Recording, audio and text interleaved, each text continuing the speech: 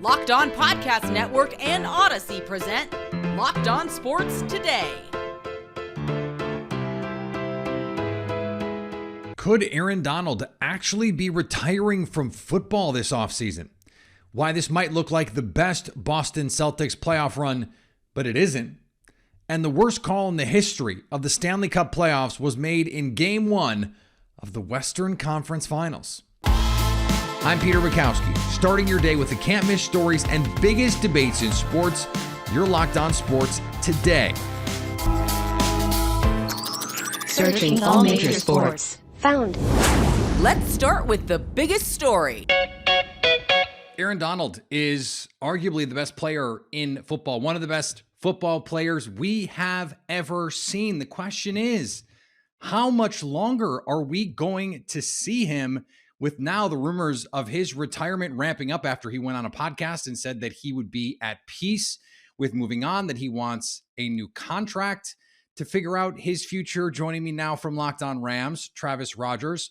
I don't know if he still has champagne in his bloodstream from February. We will see when we get into this. Travis, what did you make of the comments that Aaron Donald had that hinted that this could be it for him? Yeah, I think there's a couple of things going on here, and maybe a little bit of it is me being a Rams fan and wanting to look at this in the most optimistic light, and maybe it's just the cold hard facts of it all. Here's what people are asking me to believe for him not to play football. You're telling me that the Rams, who have paid everybody, are going to draw the line at Aaron Donald in the middle of his prime? That seems far-fetched to me. The second part of it is Aaron Donald is, like you said, the best defensive player in the league, the best player at his position, closing in to make a pretty good argument for one of the greatest defensive players ever. He's on a team that has a really good chance to go back to the Super Bowl if things break the right way. And he's going to tap the mat to go do something else? Both of those things are going to happen? I find it very unlikely. He's negotiating. He wants more money, which I completely understand. The Rams have had a history of paying just about everybody that they negotiate with. And certainly they're very good players, whether it's Gurley or Goff or Stafford or Aaron Donald the first time. They'll get this done. I am not worried. And it could go right up to the start of the season before I'd really start to sweat it. So, okay. I think most people are in agreement. We're going to see Aaron Donald this season. The Rams are going to figure this out. Then the question becomes, okay, how much longer are we going to see Aaron Donald? And what is the plan post Aaron Donald? Because a lot of this all-in mentality in LA from Les Snead, Sean McVay, from ownership is centered around the fact that they have this sui generis defensive player. So then how would they have to pivot? So how does this change the fact that the end looks like it's near? How does this change the way that you think they have to maneuver this roster moving forward? We had Les Snead on my radio show right after they won the Super Bowl, and we asked that question a little bit differently, but just, how going all in and the F them picks and all these things that Les Snead has become known for, like how often you do this. And he said something that I think applies to your question, which is you need to know where you are in your window. And the window is Aaron Donald. Aaron Donald's the window. And the window is still open right now. I think Aaron Donald understands that. So I think they're going to do whatever they can to make him happy. I think Aaron Donald wants to win more Super Bowls because, to the second part of your question, without him, I don't know what they are, because he is such a powerful presence on the field, in the locker room, inside the organization, that I think he's really the only player in the league that you could look at as somebody who might be more important than your quarterback. And we were talking about this on my show too. Like if you could you could only have Donald or Stafford, who do you take? That's an actual conversation I think speaks to the value of him on your team. And I think he's the only defensive player that does that. I think the Rams know that. I think they're going to do what they need to do. Aaron Donald loves to play football. I think he's going to play right up until he's not one of the best players in the league, and he still is. I do think it's also worth noting here, Reggie White has 1 Super Bowl. Lawrence Taylor has 2. If you're talking about the best defensive players ever, that's probably your Mount Rushmore. JJ Watt has 0 if he's in that mix. So getting to 2 might be an enormous thing for Aaron Donald. Thanks for making Locked On Sports Today your first listen. We have an important favor to ask you. We put together a survey so we can learn more about our listeners like you and make your favorite Locked On podcasts even better. This is your opportunity to tell us what you like and what you don't like about Locked On Podcasts. Go to LockedOnPodcasts.com/survey right now to get started. It won't take very long, and everyone that completes a survey can qualify for a chance to win one of 10 $100 Ticketmaster gift cards. To take our audience survey, go to lockedonpodcast.com/survey. Thanks for your help. Coming up, the Boston Celtics have made an improbable run through these NBA playoffs, beating down superstar after superstar, but it isn't the best that Celtics fans or the NBA has seen. I love brownies, but you know what I love just as much, maybe more, is the batter. There is something truly special about that spatula dipped in the batter that you just dumped into your pan. You put the pan in the oven, and now you've got that spatula. Sometimes that is the thing I look forward to the most. And it also signifies that you have completed the journey of the making. Now you just have to wait for them to cook. Imagine if you could get that sensation, but it was actually something you could feel good about putting into your body. That's what Built has done with the new Brownie Batter Puff. You heard me right, the Brownie Batter Puff. Go to Built.com and check these things out. 17 grams of protein, but just 140 calories. These things are covered in 100% real chocolate. That means that with Built, you can enjoy eating healthy and have some real fun with it, with collagen protein that is more easily absorbed by your body than other bars. Go to Built.com and get Brownie Batter Puffs now. That's Built.com with the promo code LOCKED15, just for being a Locked On Podcast Network listener, and get 15% off your order. Use promo code LOCKED15 for 15% off at Built.com. Former Dallas Cowboys and Chicago Bears running back Marion Barber III has died at the age of 38, the Cowboys said in a statement on Wednesday. We are heartbroken by the tragic death of Marion Barber III, the team said. Marion was an old-school, hard-nosed football player who ran with the will to win every down. He had a passion for the game and a love for his coaches and teammates. Our hearts go out to Marion's family and friends during this difficult time. The cause of Barber's death is unknown. The Brooklyn Nets made a bet that the Philadelphia 76ers will be worse next year. The Nets are deferring acquisition of the 76ers 2022 first-round pick at number 23 to the 23 NBA draft, the pick they acquired in the James Harden trade. Deferring the pick allows the Nets to keep flexibility over an extended period on using that pick in potential trades and gives them a roll of the dice that the pick could land higher on the draft board next year based on the success of the Sixers' upcoming season. Considering we don't know if James Harden is going to be on that team, what the health of Joel Embiid is going to be, seems like a pretty solid gamble. This does mean that the Nets will be without a first-round pick since they traded theirs to the Houston Rockets for, guess who? James Harden. The New York Rangers absolutely dominated the Tampa Bay Lightning in Game 1 of the Stanley Cup Eastern Conference Finals as they continue to prove that they are just a really good hockey team. Hey, what is going on, hockey fans? It's John Check with Locked On New York Rangers. The Rangers just wrapping up a convincing 6-2 series opening win over the Tampa Bay Lightning in Madison Square Garden in Game 1 here. Nice to see the Rangers actually, have a lead in a series before the series ends. That's kind of cool. We're not really used to being in that position, at least not this year as New York Ranger fans. But yeah, again, I'll say what I said after the Game 7 win against the Canes. The Rangers are a damn good hockey team. And if you're not, on board with that, if you don't think that that's the case, if you're one of those people that just kind of scours the internet and tries to find some kind of a pie chart or something that will tell you that the Rangers aren't any good, hey, more power to you. Do what you got to do. But if you watch this team play, you realize there's not really a glaring weakness on this entire roster. And during the season, and this is something that we're going to talk about more on Locked On New York Rangers, it's something that I've brought up a couple of times already this year. But as I've been saying, the Rangers, when they truly become a dangerous team and a borderline elite team in this league, it's when Alexis Lafreniere, Filipino, and Capo Caco all start to take their game to that next level. And I even mentioned that even just one or two of those guys doing that would make a tremendous difference. Well, it's the Stanley Cup playoffs now, and all three of those kids are playing the best hockey that we've ever seen them play. Filipino, another couple of goals tonight. I mean, his shot accuracy was non-existent during the regular season, and now he's become a bona fide sniper. It's really been awesome to see, and we're going to break this all down on the next episode of Locked On New York Rangers, special crossover episode with Adam Denker of Locked On Lightning, forthcoming. Do not miss it. And one of the biggest names in Major League Baseball has been rumored to be available as the trade deadline nears, but his general manager squashed those rumors on Wednesday.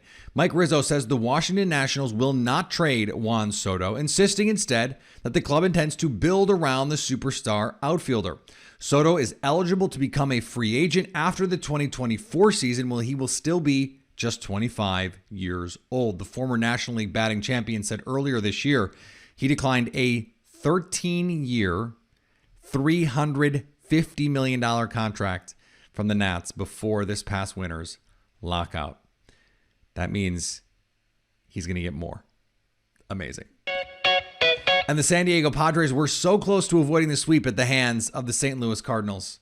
So close. He was right there. It was so close. What's up, everybody? Javier Reyes here of the Lockdown Padres podcast. As evidenced by my screech at the beginning there, Robinson Cano, top of the ninth inning, 5-2 Cardinals lead. Almost maybe got a little bit, tiny bit close to a grand slam to give the Padres the lead. Unfortunately, that, as well as the Luke Voit solo home run, obviously was not enough, and the Padres get swept by the Cardinals. This is exactly what I was saying on the podcast, that, the series against the Giants was what the Padres were capable of at best, but then this series was what they were capable of at worst. And in my opinion, the Cardinals pitching is fine, but not incredible, and the Padres offense didn't really show up, and that was bad. He had a Manny Machado ejection the other day. It's just not looking good for the Padres. Darvish looked okay. Snell looked pretty okay yesterday. That's not the issue. The issue is that they can't score enough runs whatsoever, and it's not going to get easier for their offense as they have to head up to Milwaukee to face the Brewers, and then they face the Mets. So, don't give up, obviously, but Tatis, we really miss you, man. We really do. Keep it locked in and always stay faithful. The Golden State Warriors are minus 150, the favorites in the NBA Finals against the Boston Celtics. Joining me now, Robert Horry, 7-time NBA champion, is here courtesy of BetOnline. Check out BetOnline for all the up-to-date lines on the NBA Finals, Finals MVP, Finals props, and each and every game line. There's also been this discussion now, especially among Celtics fans, about what this Celtics team has had to face, particularly who Jason Tatum has had to face. Kevin Durant in the first round, Giannis Antetokounmpo in the second round, Jimmy Butler on a heater, no pun intended, for Miami, and now Steph Curry. You're talking about at least three pantheon guys who are all-time great players. Who do you think has the most on the line legacy-wise in this series? For whom would that one title, you won 7, who would that one title mean the most for?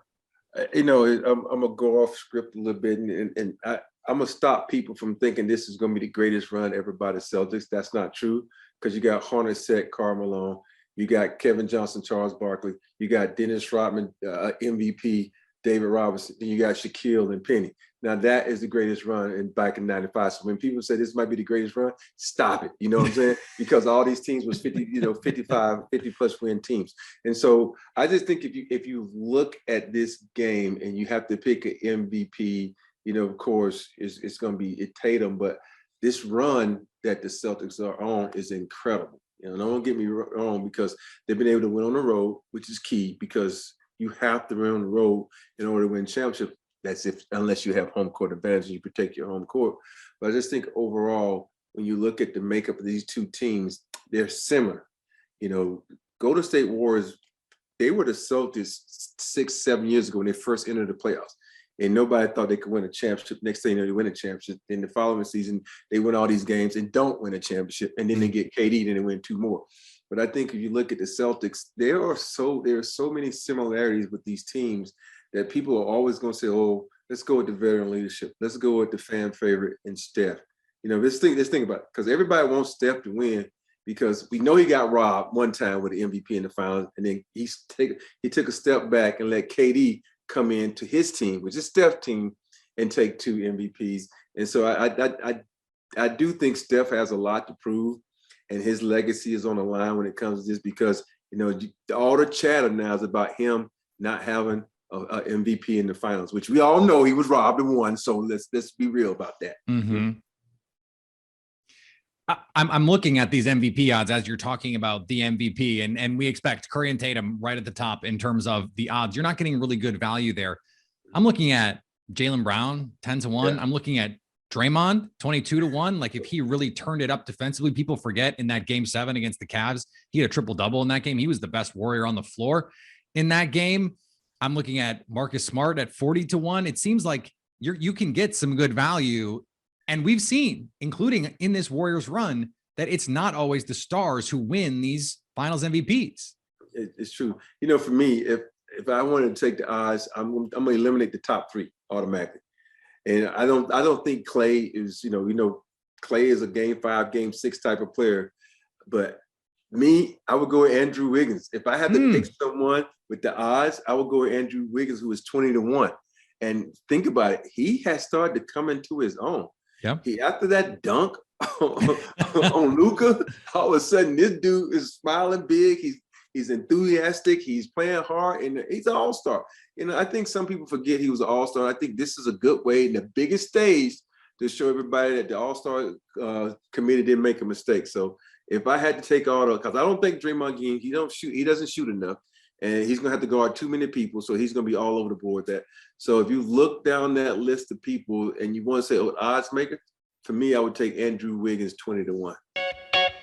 Coming up, what was behind the worst call in Stanley Cup playoff history in Game 1 of the Western Conference Finals? Here's what to look for on BetOnline, your number one spot for all your daily gambling needs. Let's look at some props for Game 1 of the NBA Finals. The Warriors are favored slightly to make the game's first three-pointer. BetOnline has Golden State minus 126 to drain that first 3, as opposed to Boston's odds minus 107. The Warriors are already favored to win the race to 20 points. BetOnline likes Golden State with the odds at minus 136 to get to 20 before Boston. And whether the Celtics and Warriors will both score 100 plus or not has the same odds. BetOnline has odds on a yes or a no bet at minus 114. BetOnline, where the game starts. Game 1 of the Stanley Cup Western Conference Finals was replete with fireworks. I mean, both teams scored 14 combined goals. The Edmonton Oilers had a chance at a different game taken away by an offside call earlier in the matchup. That call set off Brett Holden of Locked On Oilers. That offside call in Game 1 of the Western Conference Finals on Cale Makar's third goal at the end of the first period for the Colorado Avalanche was the single worst call in NHL Stanley Cup history. It was in playoff history. Now, I understand a lot of people are going, well, he wasn't touching the puck, so it wasn't possession. Possession is 9/10 of the law. Cale Makar had 9/10 of the possession of that puck. In fact, Cale Makar had possession of that puck since before the faceoff dot. In fact, Cale Makar had so much possession of that puck that he was able to take almost 4 strides with the puck before that puck went into the zone. So you're going to tell me, genuinely, from the genuine, unbiased position, that Cale Makar did not have possession of the puck going into the offensive zone? Are you kidding me? I don't care if he pushed that puck 2 feet ahead of him. He had possession of the puck as nobody in a white jersey was anywhere any freaking close to Cale Makar. Nobody. The closest Oiler to Cale Makar on that play was Mike Smith. Is Mike Smith now all of a sudden in possession of the puck? You're telling me that he has the wherewithal in his head to somehow realize that, oh, okay, he's offside.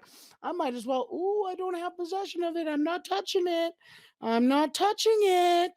Are you kidding me? I want to just say chef's kiss, no notes, because I don't know how I follow that. But I also think it is true, even in playoff games that are decided by the smallest of margins, that you have to be beyond reproach in these situations. You cannot leave the game in the hands of the officials. It doesn't matter the sport. And so if you can't do that, then these things can turn on a trifle, and the whims of officials can't be how these games are decided. Now, from a league standpoint, you don't want these calls to decide the games. You want the play on the ice to decide the outcome. We wish that were true more often in the NBA and the NHL, in Major League Baseball, in every sport seemingly, except in tennis, where they have a great review system. This is the kind of situation you just want to try to avoid, but even then, that's always out of your control because the officials are going to do what the officials do. The only solution is to just score more goals. And that's a lot easier said than done, and a lot easier from my chair than skating on the ice. And finally, one of the bigger stories in Major League Baseball at this early stage of the season doesn't involve baseball at all. Cincinnati Reds outfielder Tommy Pham slapped San Francisco Giants outfielder Jock Peterson in the face before a game over a 9-month-old fantasy football dispute. And this story, oh my God, it has only gotten better as we have unraveled the layers of it. Pham was suspended 3 games for his antics, but the story doesn't stop there. Pham has since thrown another player under the bus for the fantasy football dispute, and that player is none other than superstar Mike Trout, who was commissioner of the league. He's the worst commissioner in fantasy sports, Pham said. Every commissioner I know always gets booed, was Trout's reply. There is no job as thankless, at least in everyday life, as fantasy football commissioner. Fake job. Let's say fake job, because there are plenty of jobs that are that thankless, but fake job. It's not a real job to be a fantasy football commissioner. And I bet Mike Trout won't do it again. I know I won't.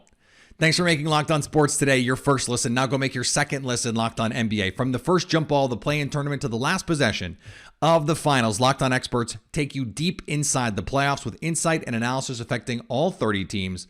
It's free and available wherever you get podcasts. Coming up Friday, we recap Game 1 of the NBA Finals. So at least until tomorrow, stay Locked On Sports today. Locked On Podcast Network and Odyssey present Locked On Sports Today.